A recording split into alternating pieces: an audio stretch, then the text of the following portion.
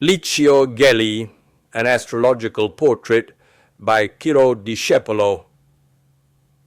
Black Monday for Aries, September 13th, 1982. In the early afternoon, at the headquarters of the Swiss Banking Union in Geneva, Licio Gelli, a master puppeteer of our country's political and economic scene in recent years, was arrested. Two old acquaintances of ours were present at the ceremony. Saturn, in broad opposition to the natal sun, 8 degrees of tolerance, and Uranus conjunct the mid-heaven. The former was also in even broader opposition to Mercury on the second eighth house axis, and this certainly did not bode well for economic success. If desired, Pluto could be added also in broad opposition to the radical sun. All this highlights the importance of concerted action in transits and their weight, even when they act with broad orbs, despite those astrologers who look for events when the orb of a transit is 0 degrees. Between 1980 and 1983, the period corresponding to Saturn's transit in Libra, we witnessed many vicissitudes that affected Aries, by opposition, more than Libra. Gelli evidently was poorly advised or mismanaged in this undertaking, which in some ways was his Waterloo, probably coming from his luxurious villa in Carrasco, Montevideo, one of the many real estate properties he owned scattered across 5 continents. Gelli had stopped in Madrid and then arrived in Switzerland under the assumed name of Luciano Gori. Then, as in a spy movie, he dyed his hair black and grew a mustache, but the charade was to no avail. The Geneva authorities, alerted in good time, perhaps by the same Milanese judges conducting the investigation into the Grand Mason, had set a trap into which Licio Gelli fell like a surprised and naive mouse. He had traveled to the Swiss city to withdraw a whopping $70 million, not liar, from one of his many accounts scattered across banks around the world. But why did he risk so much? Why did he act personally? In reality, the head of the former P2 Lodge had tried everything before taking such a risk, but the Swiss bankers had opposed every attempt to transfer the aforementioned credit via telex, and so Gelli was forced to take the plunge. Here's what Acciari and De Feo wrote in L'Espresso a few days after the incident. The reason for the rush to Geneva to drain that account was to eliminate evidence linking him to the Ambrosiano collapse, which could implicate him in a fraudulent bankruptcy trial, the crime that brought about the end of Michel Sindona, which would have turned much of the international banking system against him, which would have made his fugitive status extremely problematic, and his eventual extradition from any country easier. Maybe it's possible, but the horoscope seems to suggest instead that he really needed those $70 million, even though Roberto Calvi, pointing it out to his wife one day, said, "Look, that man owns more than $500 billion. It was said about Uranus, which was transiting the midheaven of the natal chart at the time of the arrest. Well, this transit often corresponds to a sudden, if not dramatic, change in social status. And so it was, from riches to rags, even if the subject never experienced the horrors of Italian prisons, like the hell of Poggioreale.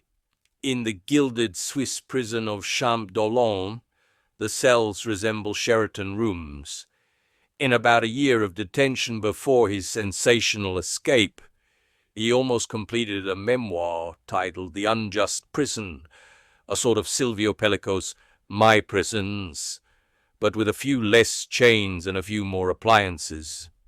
On August 11th, 1983, on the eve of his extradition sentence, with another of the sensational twists that have punctuated his life for decades, Uranus in the first house, the Grand Master of the Masonic Lodge fled Champ d'Alon, likely seeking refuge first in France and then who knows where else.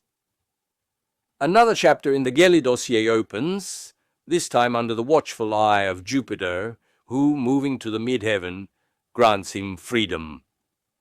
Licio Gelli was born in Pistoia on April 24, 1919, at 3:00 a.m. according to his birth certificate.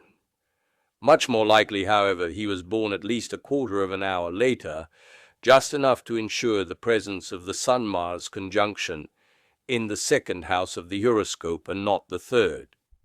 Indeed, the subject clearly shows a focus on economic matters, a financial vision that would otherwise be inexplicable.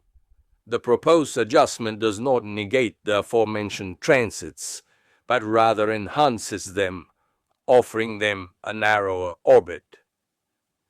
The two main dominants of the chart are Neptune and Uranus, the first because it is angular to the descendant, and the second because it is lord of the ascendant, because it is in the first house, and because it is in aspect to various points of the chart, including the Sun, an almost perfect sextile.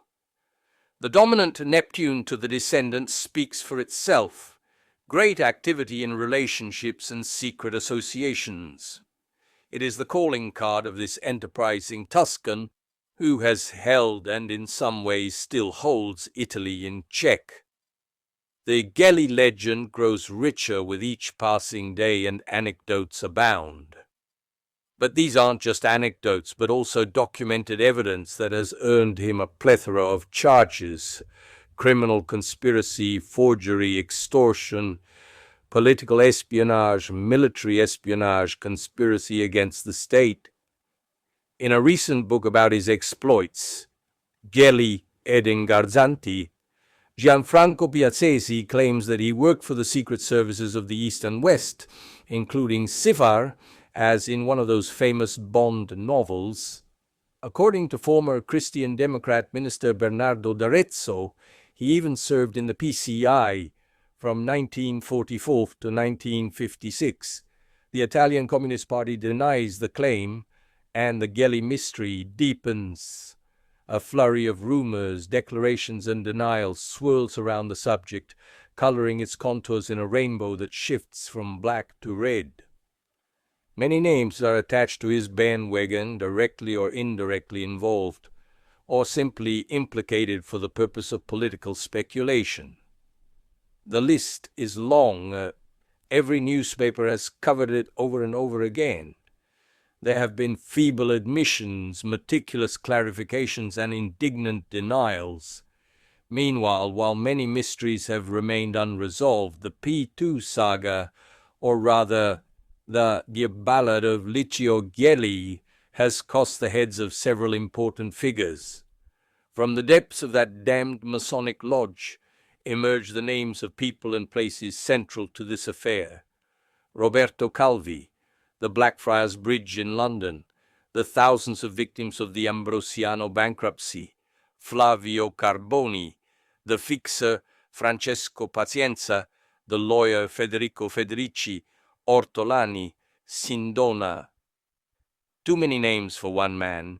The moon in the 11th house is very often found in the horoscopes of people who constantly meet new people and who put down roots with only a few friends. This could be the reason why many politicians have been implicated, perhaps simply because they were once introduced to Licio Gelli. Others are probably guilty, but among them there are also many who were duped. One of Gelli's diabolical tricks seems to have been his ability to organize highly skilled setups to lure his chickens into a trap.